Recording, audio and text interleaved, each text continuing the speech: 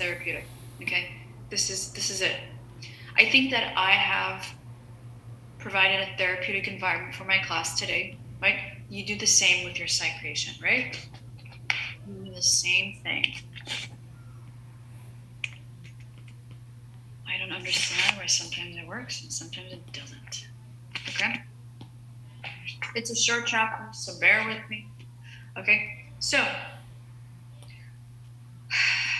if there is no relationship between you and your patient, if there is no nurse-patient relationship, professional relationship, then no care can really be provided, especially in psych, because you have manipulation that comes into play, which is their favorite thing to do, and you don't get to know your patient, and you don't get to give them the best possible care based off of their history, right? So, in order for you to have a proper relationship, you establish that the nurse is safe care, confidential, reliable, consistent, establish trust and rapport. That's like priority. Relationship with clear boundaries. Okay? I mean, this has to do with the 5 bioethics we went over. All of that. Okay? That's what it means to have a professional relationship with your patient. Okay? Now, obviously, there are goals that you got to maintain with your relationship. Facilitate communication. Okay? Talk to your patient.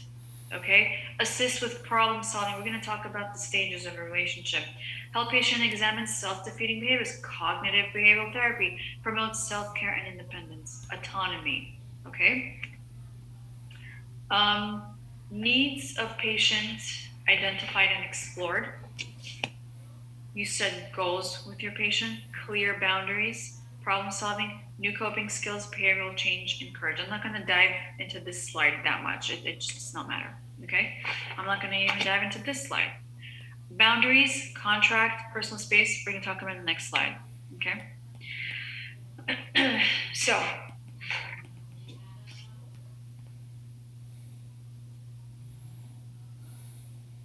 between you and the patient. Remember, they love to manipulate. Okay? When relationship slips into a social context, nurse agrees into patient's ideas and thoughts, and there are no boundaries. We're going to talk about transference and countertransference. You're not their best friend. You set that limit. You set that boundary. Hi, my name is blah, blah, blah, and I am your nurse today. Let's talk about the goals we're going to set. It should not slip into a social context. I'm not saying it has to be rigid and robot-like, but again, boundaries and lines cannot be crossed, okay? Both for the nurse and the patient. So boundaries must be observed at all times. Nurses must be mindful to avoid situations that could ultimately compromise the future of them, okay? The future of the patient and of their professional care. So you set boundaries. You treat patients professionally and with respect. So we had a nurse on the unit. True story. Okay, I saw this happen. This nurse was a male, and he had this really beautiful patient. And the patient knew it, that she was beautiful, and took advantage of the situation and basically manipulated this male nurse. And what happened was, one day the nurse said, "Can I please use your phone, your iPhone, so I can log on to Facebook and post some stuff?" Well, he wasn't exactly the greatest nurse to begin with because he didn't set those boundaries. And so he did. He let her use his phone, and he got fired because she posted stuff about the unit, broke a bunch of laws, a bunch of HIPAA laws. So this is what happens, okay? Keep it outside of the social context, always and forever. Am I making sense, guys? They're really good at this. You gotta have a sense of wit about you, okay? I just went over this, right? Blurred boundaries in the nurse-client relationship. Patient wants you to keep a secret. You can't, remember? You cannot keep a secret. I'm obliged to tell this to the team. Share information with other staff members. When you're part of the treatment plan, you can always report and carry forward. Okay? Okay? Blurred boundary lines. You cannot escape them. You can't go past it. Okay? Now, when it comes to blurred roles, there's this thing called transference versus countertransference. So in transference, patient unconsciously and inappropriately displaces onto nurse feelings and behaviors related to significant figures in patient's past. I recently walked into my patient's room and he's like, wow, you look like my wife. What? Guess how horrible that nurse patient relationship was? It started rocky. So what I did was I said, okay, I understand this must be very difficult for you. However, I'm your nurse. I'm a completely different person. Let's talk about the goal that you have. I set a clear line that I am not his wife, and his feelings about his wife are not to be transferred onto me, and they are not allowed. Okay? I set boundaries. I explained to him the consequences of maladaptive behavior. Does that make sense? So, transference is patient transferring feelings onto the nurse. That's all this is. Okay? Then we have countertransference, nurse placing feelings onto the patient. Okay? Sometimes we can't help it, but it depends on how we choose to go about it. One of my home care patients reminded me of my grandma, and every time I would go make a visit, I would be like, "You're so cute. You remind me of my grandma." I would tell her that, but then I'd move forward, and I would just be like, "Okay, let's take your vital signs. Let's let's see what meds you need, right?" So again, I'm not saying this has to be very rigid or robot like, but you gotta make sure that it doesn't slip into a deep social context. Okay. Now, sometimes this could be a positive thing, sometimes it could be a negative thing, right? So that's that. You want to make sure you don't do this. Countertransference on the nurse's part can lead to spending too much time with the patient and doing favors with the patient that may not be aligned with being a professional nurse. So you got to make sure you don't do that, right? Remember, the law is above all this. Your license is worth more than you doing favors for your patient, right? After $130,000 at West Coast University, you want to make sure you keep it, right? Or is it 150 right now?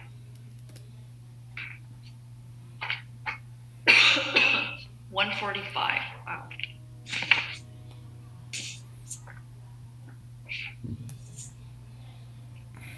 Wow.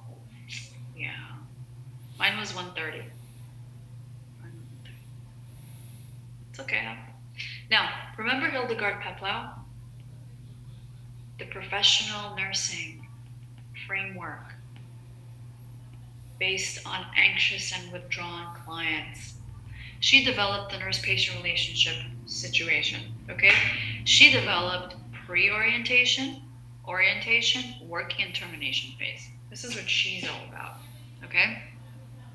And the first thing you do in all of this,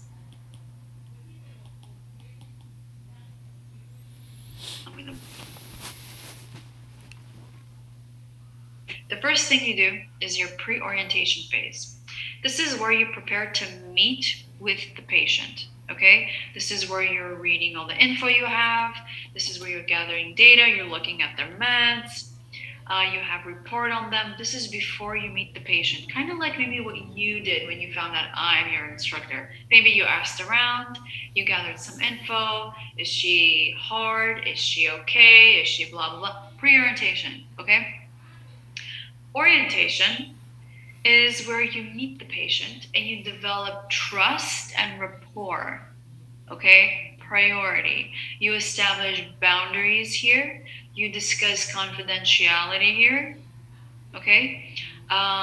Let's set the goals that we want to meet. What are some goals you want to meet, okay? This is kind of like what we're doing today. I've established confidentiality. I've established boundaries. I think I've established trust with you guys. I told you what I will do, and then you're telling me hopefully what you will do, right? Based off of you listening in lecture, coming to tutoring, going to PALS. This is it. We're in orientation phase. Then you go to the working phase. This is where everything takes place.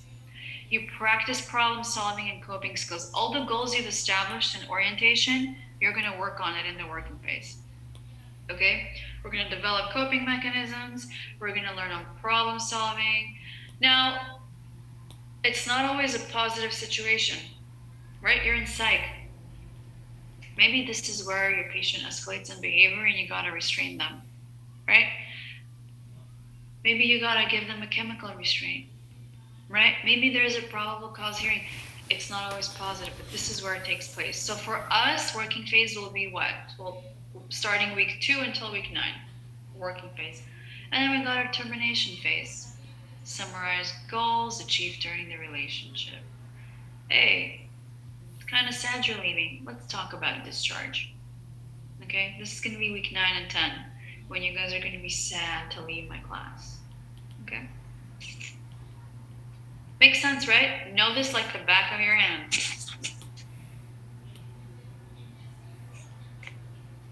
I've just went over all of this. Pre-orientation phase, where you're gathering info from the patient's chart, okay? You're examining your own feelings, how you feel.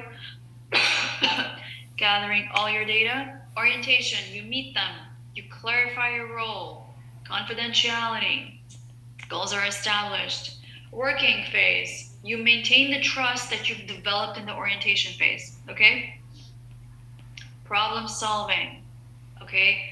Coping mechanisms, you work. Everything, the nitty gritty happens here, okay? Termination phase is made towards achieving your goals, a plan of action for discharge. Excuse me. My gosh. You're about to be discharged, termination phase. Okay, let's talk about therapeutic communication.